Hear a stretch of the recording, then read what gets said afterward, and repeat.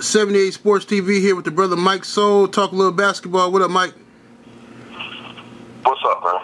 All right, we got breaking news, man. LeBron James leaving Miami Heat after 2 championships, going back to Cleveland. What's your thoughts on that? You know, I didn't think it was possible, man. Just 2 weeks ago, I didn't think he could go back to Cleveland. I was, like most people, I was pretty sure that he was going to go stay in Miami, resign in Miami. I remember the way that the situation ended in Cleveland 4 years ago. It was pretty nasty. Dan Gilbert, the owner of the Cleveland Cavaliers, had an open letter online. It was real scathing of LeBron. And I just thought it was a situation between the organization and LeBron was just too acrimonious for things to be patched up. But apparently, things on the status, they were. And,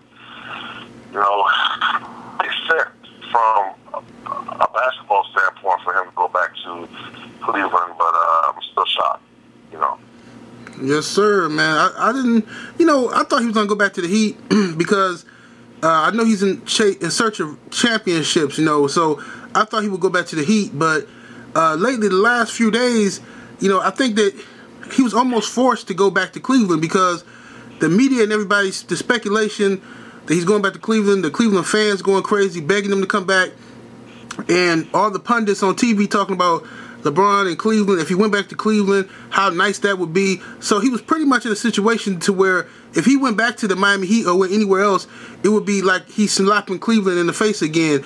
And so he pretty much, I don't know if that played a part in it, but it's like he was forced a little bit to go back there. But, where does that leave the Miami Heat? And how good are the Cleveland Cavaliers now? Do you think that they are a championship caliber team or just a playoff team with LeBron?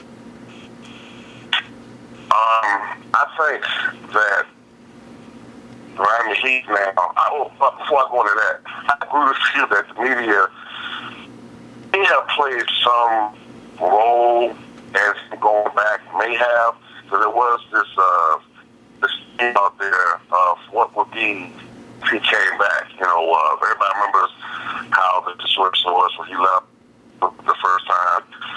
Him coming back, and I also think that if he never did go back to Cleveland, and after his career was over, it probably would be that sort of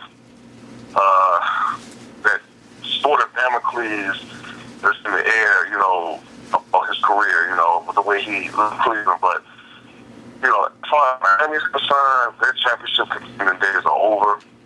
Because now that LeBron signed in Cleveland, I don't think Boston's going to resign there, and there's going to be a rebuilding process. I think in Miami, as far as Cleveland is concerned, a lot of good picks as far as in the draft. They got a lot of good draft picks in the draft over time. People have not been paying attention to Cleveland, but they have a good nucleus around.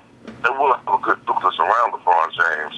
I'm pretty sure they'll pick up some key additions as well. And I think they will be a championship contending team in the near future, if not this upcoming season. Okay, and they're going to have to, Miami might have to rebuild their fan base. I mean, what's going to happen to the bandwagon? Well, Miami? Yeah. Oh, man, well, I think that bandwagon has kind of thinned out. I think it's thinned out in the last few minutes. I'm thinking of, a lot of the fans that are Miami fans, they're probably going to start disappearing, or they're going to suddenly become Cleveland Cavalier fans for whatever reason they want to give. But I don't know. What do you think about that? I don't know, man. I'd be interested. I'm going to look around YouTube and this upcoming season and see how many of the so-called Heat fans are still riding with the Heat when they're struggling, if they struggle at all. But we'll see what happens, man. I don't want to stretch the video too long, but we'll get back with y'all. This is 78 Sports TV, the brother Mike Soul, and when Carmelo Anthony makes his decision, we'll be back. We'll holler.